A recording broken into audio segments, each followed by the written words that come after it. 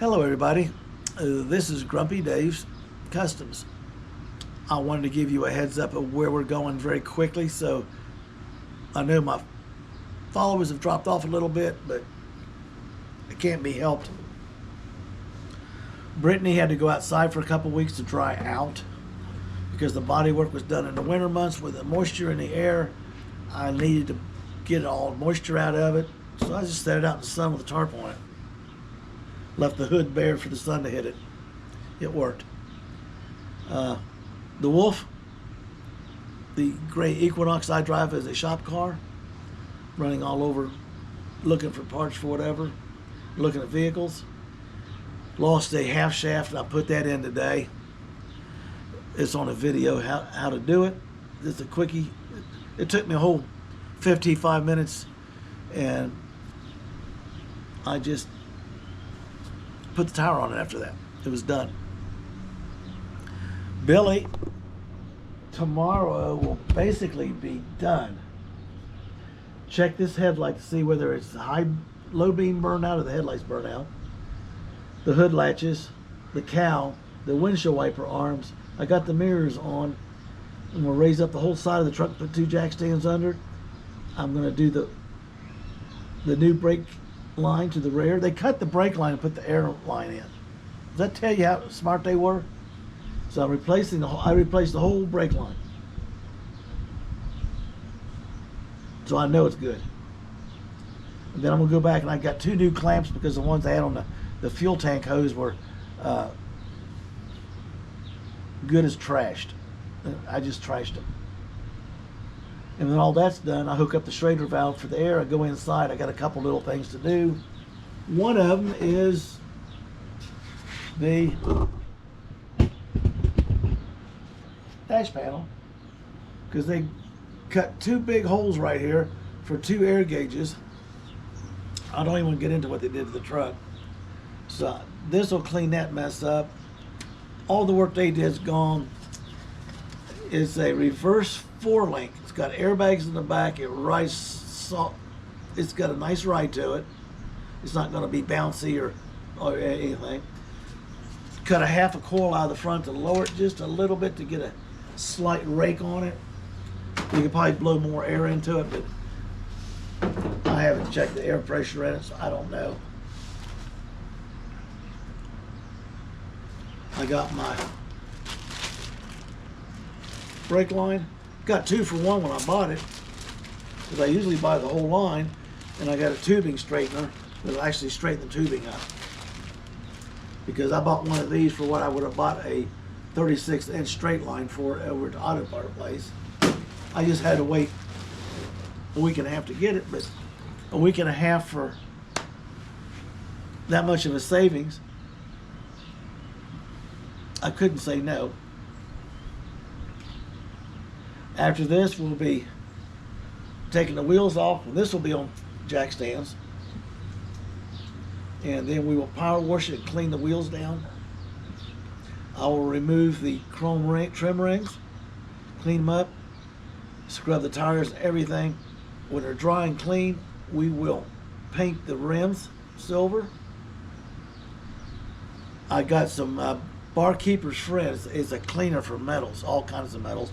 I'm going to clean up the rings, the centers. I got the stuff to black the tires with. You can't spray tire shine on a car that's freshly painted. That overspray, that mist gets on your paint, you're screwed. So I'll take it out away from the car when the wind's not blowing, which way I got to do it, and then I'll get them all shined up, roll them up here, have my grandson smack them on there, torque wrench them on. I'll snap the center caps in. The last thing to do is when my son comes over, it'll take 2 of us to do it real quick, is to rewire the taillights. And she's done. Got a couple little things to do inside, here nor there. And then she'll be going up on Marketplace for sale. It's a project truck. I will be, before it goes up, I got a carburetor kit for it because the float's sticking, or the needle valve's sticking, and it's flooding out. So I got a rebuild kit for the carburetor, and the passenger side valve cover is pouring oil. So all that stuff's been taken off of the carburetor. I'm gonna go ahead and pull the valve covers, clean them up. I got new valve cover gaskets, and I'll put them on there and get that taken care of. And then I'll rebuild the carb and put it on so I can get it up, at least start it. And it starts and runs. It doesn't knock, it doesn't rattle, it doesn't smoke. It's only got 110,000 miles on it.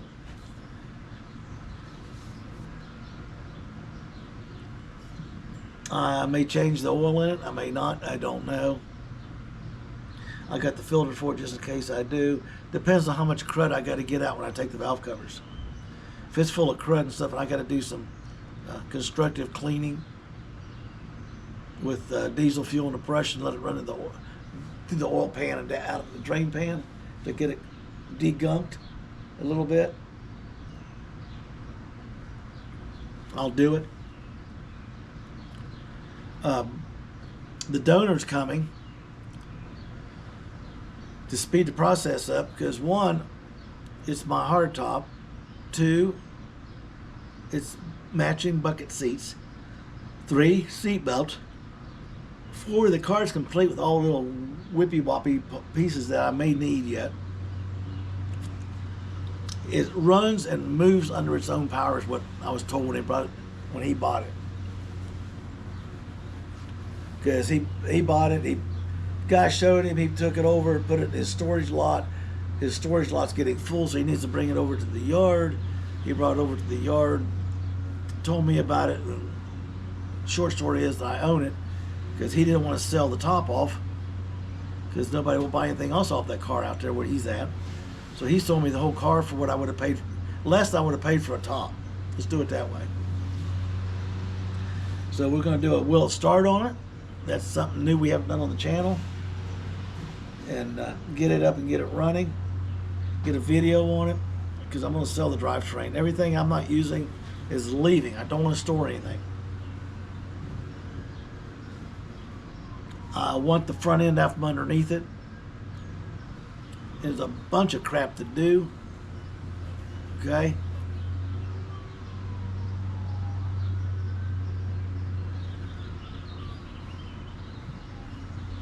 I'm going to be working on a winter project with a Mopar purist. It's an old Mopar. It'd be a unique build, be a fun build, damn fun build. Don't get me wrong, interesting build. No LS, no Ford small block. He wants the Mopar back in it. And I said, that's all fine and dandy, but I'm not playing with no Mopar computerized engine. The LS was hard enough. I'm old school. I like the old stuff. He said, don't worry about that. I can supply you a 383, a 440, a 360, a 340, 318, a 273, 2 and 4 barrel versions, high performance, regular versions, 727s, 707s. He kept naming transmissions off. 4 speeds, 5 speeds, 6 speeds. I thought, okie dokie. We will have to talk about the drivetrain. Is more or less to the understanding is that he will cut me extremely good prices on the parts if I buy from him and keep it Mopar.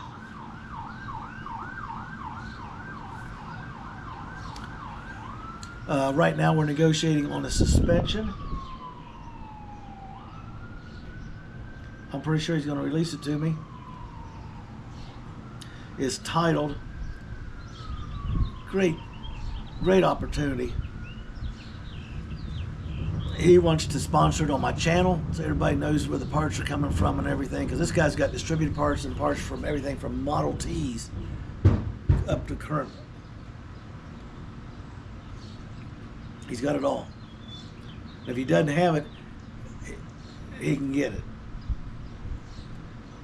I've sent a couple guys over to deal with the distributors they wanted, and he was able to walk out in his building and walk back and hand them one. You know how hard it is to get a good distributor these days, since they don't use them anymore. Or an intake for a carburetor that they don't use anymore.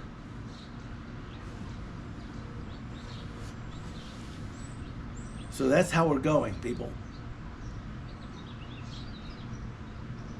I'm going to come out here in the morning, first light, polish that glass. It's hard, you can't do it in the sunlight, to get my overspray primer haze off of it. Or I was doing some, forgot all about covering the glass. Now I got to clean it. I did the side window. It shines like new glass.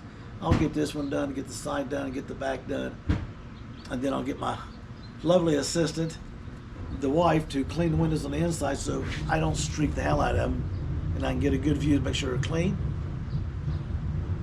If I miss something, she'll point it out. And we'll get the dash panel fixed. I got a couple of things to do on, I think, that mirror.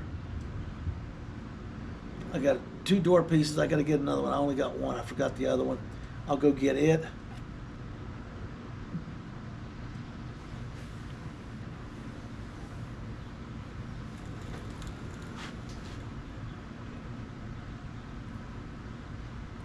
And basically, that's the story behind the truck. I just did to save it, to make a little bit of money, to allow me to go a different direction, because I'm on budget. I've already blown it. I already stepped over the $10,000 line. My wife keeps it tracked to the penny. Takes all the fun out of it.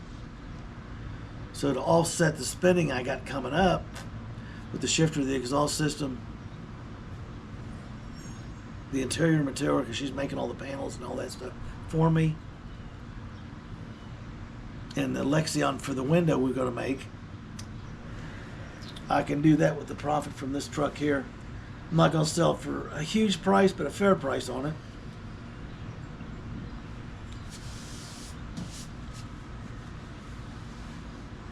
Because honestly, if I had sold this, I was going to drive that. It's a good running little truck when it's running. I can hook the battery up, put some gas in the carburetor, and it'll fire right up and run until it runs out of gas. If I hook the fuel pump up, which is an electric fuel pump now, it'll run for a while and it'll flood out because the carburetor is not operating the valve or the butterfly, the float, or the needle valve. That's what I'm thinking of. The needle valve sticking. But considering for about 6 years it's been behind different people's shops, they work on it, screw it up, get tired trying to figure it out, throw it out behind it, sell it to somebody else, and everybody's done their own crap to it, and I just put everything back to dead nuts level.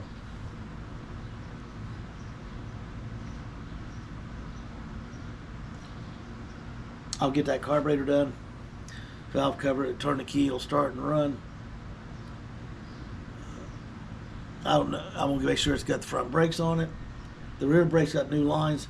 Whoever gets it got to do their own bleeding and work back there. The front's all new. I just had to clean it up. Somewhere along the line, somebody put new stuff on there, but never finished it. So I finished it, and I had to go in and reset the wheel bearings because they were improperly torqued down, and get it right. This is what we're doing. We're moving into Brittany fast. Thursday, Friday, Saturday, Sunday, I'm on my way down there to pick up the car. Monday, I'm on my way back with the junk car I've got, taking her down there to get rid of the trailer. And then we'll start on this hood. And we'll have the parts car sitting there, which also happens to be a titled MG.